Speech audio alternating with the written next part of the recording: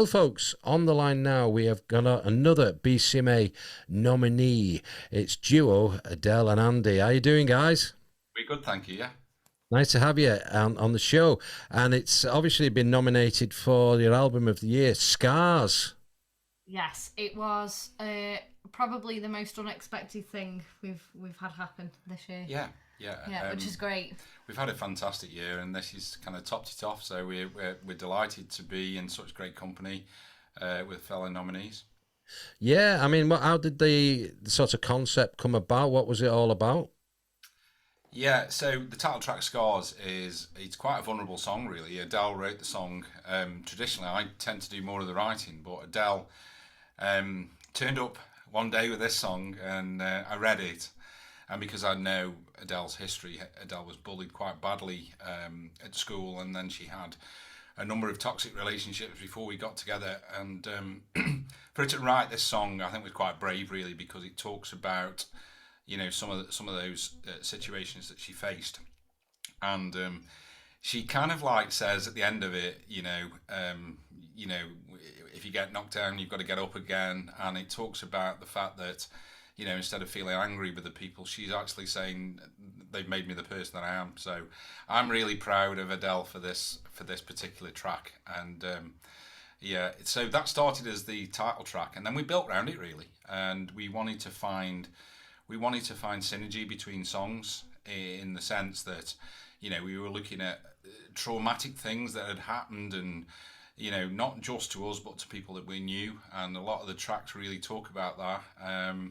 And we threw a couple of left field tracks in as well. We did. Just to brighten the album up, really. So I think we wanted to show that we didn't just want to go down one path. We wanted to show that we've got a bit of diversity in us, and we can do a bit of this and a bit of that. Brilliant. So I think it was a bit of that, and it was. I feel like with this album, we feel like we found us a lot more as well in doing it. So. We kind of rocked it up a little bit, really. So the album is quite.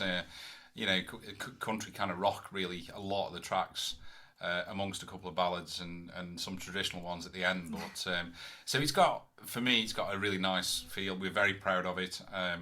We're very thankful to the people on Twitch who actually donated the sum of money to actually record the album as well.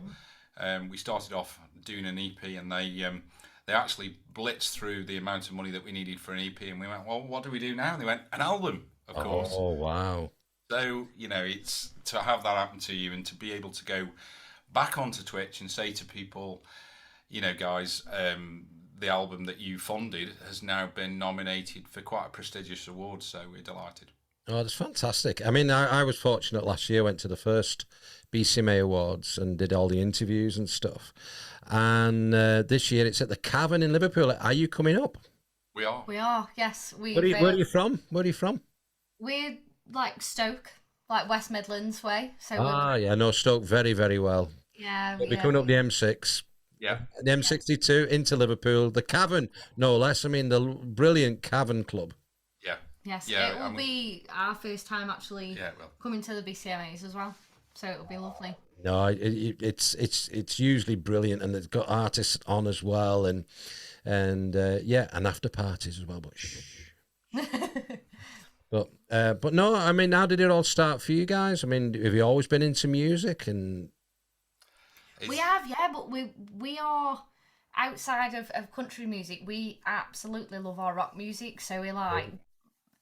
One of our the first gigs we went to together was actually a Metallica tribute band. So it's quite. Yeah, I mean, we got together, and I didn't, we'd been together about 3 months, and then I stumbled across a recording that Adele had done, and she realised that I'd kind of got this recording. It was Elvis Presley's "Can't Help Falling in Love," and I couldn't believe that. She kept it a secret. She didn't. She told me, she hadn't even told me that she could sing, and I actually don't think she believed at that point, and maybe she still doesn't, that she can sing. And I played the track, and I went, Adele, for God's sake, this is what you were born to do. You need to go and sing. So I persuaded her to go to various open mics, and told this story many times, but we went to 12 open mics before Adele, because she suffers quite badly from anxiety. Yeah. And we went, and each time we went, I knew that she wanted to do it, but she wasn't ready. And instead of pushing her and making her do it, I kind of waited and bided my time. And then we got to this 12th open mic, and she went, "I'm going to do it tonight." And I was like, I went, "Don't leave me, don't think bad of me." So, yeah, everybody had seen us come, and they were like, "Why are they coming to all these open mics?" And then we got talking to people, and they realised that Adele wanted to sing. And I think that, when she stood up to sing, the whole room went very quiet, because they were going, "Oh my God, this person's been here 12 weeks. And I hope she's not rubbish. I hope she's not terrible, because this is going to be really embarrassing." And it was one of those moments where the whole room went really quiet, and she sang "Make You Feel My Love" by Adele, funnily enough. And it was hairs on the back of your neck, because she absolutely blew the room apart, and she had a standing ovation. And however, if we were to watch it back now, I have improved. But so, yeah, it was great. But I didn't even play the guitar then. It was a case of, Andy, I need somebody with me who's going to be my rock, my support, and somebody who is, the kind of person that'll let her be the person that she wants to be. And for me, it was, I just like to blend in. I know I can write songs, but I'm not the greatest musician in the world. But I'm getting better. And we just gelled really well, not just as a husband and wife, but as two musicians together. And from that we've moved on. We've won onwards and upwards. Yeah, we've done very well on Twitch. We've won some awards, quite a few awards, and happily we're absolutely loving what we do. And we have a band now as well, which is we've really dropped on with. So we have a chap called Max who does drums and Joe who does lead. So Andy now does bass as well. So when we do the band, Andy does bass, and I'm just on the little rhythm guitar. And we just feel like it's opened up so many more doors now, and we've really dropped on with them, because they are two of the nicest musicians we've ever met. So it's important, isn't it? It's important to like the people around you, because it doesn't take very long till the cracks appear if you don't like each other, especially if you're spending a lot of time on the road. I've been a performer 20 something years, about 22, 23 years. Been predominantly solo, covers, a couple of my own and bits and bobs. But life on the road is not great, and especially if you're in a band, you've got to all get on.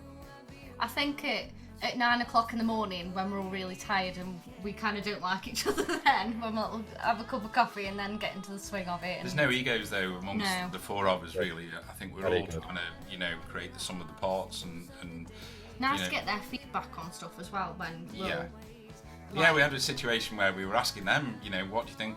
And they were going, why are you asking us? We've not had that before. Because it's like, we want you to be part of what we're doing, So. It's quite interesting you were on about metal, like metal bands and stuff, like Metallica and that. My son-in-law is in a great band. He's a lead guitarist in one called Deified, up here in St Helens, where I live. And they're in like the Metal Hammer kind of magazines. They've done Bloodstock, and they've been on the periphery of things. They're just waiting for that big moment, like. But really talented guys. But I said to the lead singer at my daughter's wedding last year, "How do you sing like that?" Because he's very, very angry. But he was a lovely guy, But on stage he just gets really angry, and we just had a bit of a laugh over it. But you can tell in your music there's a rock element to it, and for and all power to that, because same with me. I mean, I grew up not liking country music till the 90s, until I saw Garth Brooks jumping off stage smashing guitars. Went, I like that. Yeah. Because my dad was into the old traditional stuff, and I was like, my grandmother got run over by a lawnmower.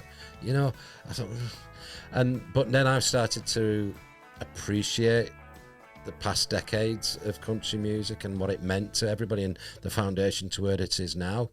And I think it is multi-genre country music. You can't pigeonhole it anymore.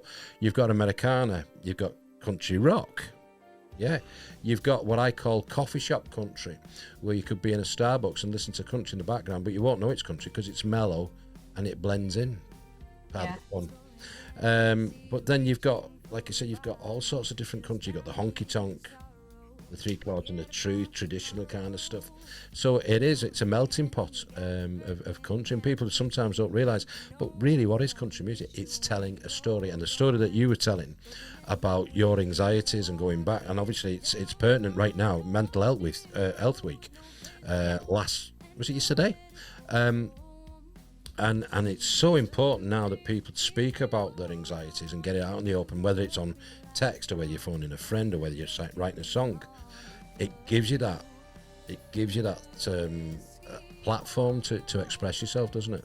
Yeah, definitely. And to the point as well, when we stream on Twitch 4 times a week, and it's where predominantly all our music goes into at the moment, because we're getting a bit more into live gigs now, but there's like a backstage bit called Discord, so we've set up a page on there as well, because obviously it's not just me that suffers with my mental health, Andy does as well, and a lot of people who come in do. So we've actually set up a page, and we've said, it's there for if anyone wants to open up, pop it in.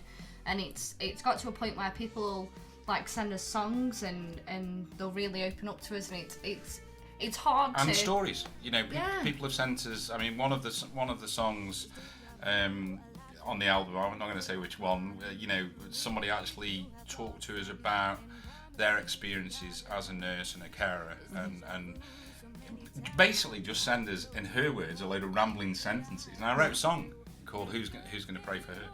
And and it's great to have that, that two-way thing between your audience, and that's why Twitch is such a great thing. We earn a living from Twitch, and it's been the best thing we've ever done. But you can get pigeonholed a little bit, which is why we're trying to get out more and do more gigs. And I think the other thing, going back to your point on genres and subgenres, we don't try and fit in. It's not what we're about. We make music, and if that crosses a number of genres, then we're highly delighted, to be honest, because we don't want to copy. We don't want to copy the Nashville. And some people have said to us, "You don't sound that country," and that's fine. If you don't think we sound country, that's okay. But to us, it's the storytelling. But we write stories. That is country music. That is all about country music. And again, it's not three chords and the truth. It is telling a story that's pertinent to you and getting a story out there. And, you listen to some of the best country music records ever produced, whether it's Hank Williams, all that, going back all those years. They're telling a story. I mean, one of my favourite songs, my favourite artist is Garth Brooks. I was very fortunate to be in Ireland a couple of weeks ago to see him. But he did this song live, and I've never sung it. I've never heard him sing it live. It's called Lonesome Dove, and it's on an album, Rope in the Wind, and it's one of my favourite Garth Brooks songs because it's telling a story, and you can relate to some of the, you can not relate to it, but basically you can imagine the story, what's going on. Where sometimes you listen to some country music, which I won't obviously say, but listen to some of the Nashville stuff now, and you're thinking, it's lost its identity. Who is that singer? Because he sounds exactly like the one that's just come on. There's only so many times you can sing about a truck, isn't there, really? And whiskey on a truck, or a truck with whiskey. Yeah. Oh no! I take that one of my songs.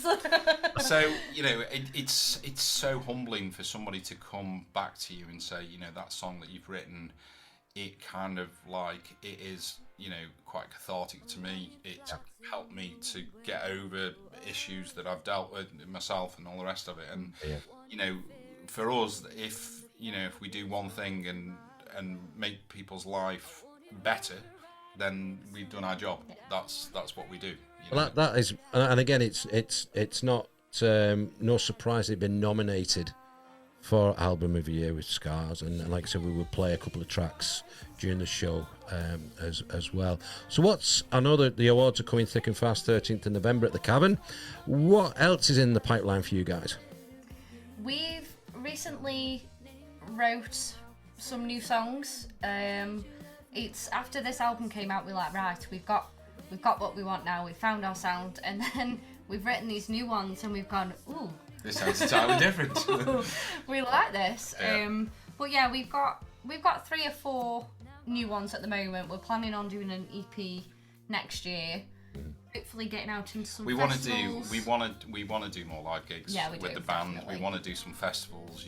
There's a lot of people that have heard us, you know, through a television screen, and we want to face our audience, and we want to get to meet people, and talk about, you know, and get people to see us and understand what we are as people, and you know, and be part of what is a really great country scene, and you know, the BCMA obviously is a big part of that, and one of the reasons why we're so chuffed really is because we haven't really been able to integrate ourselves too much into, you know, the country scene. Maybe possibly because we have a little boy who's 7, and it's quite challenging to get babysitters and all the rest of it, but it's, you know, we are delighted to be in the mix and amongst so many talented, you know, UK musicians and artists. And it is you know, we put it out there, but it's the actual public and the BCMA members, and including your peers, who actually vote for you and nominate you. It isn't really you know, we look at the amount of people who've voted as such to be nominated. We don't choose the nominations. It actually comes from the general public to actually be nominated. So it's like the top 5 of that particular category, and we go, right, okay, that's that, you know. And so it is your peers, it is the general public who's listened to your stuff, you know, has gone on to Twitch and blah blah blah, you know. But I look forward to seeing you. Don't shoot off, because I've got something I might be able to work with you with. We won't say any more, because it's just about where you live actually, and it's just linked in with something that I do quite a bit. But no, I want to wish you all the very, very best. Good luck at the awards. No doubt we'll bump into each other and share a sherbet or two. But I wish you all the very, very best with everything that you do, and you're doing some great work there, and keep it going. Thank you. Thank you for having us on as well. More than welcome.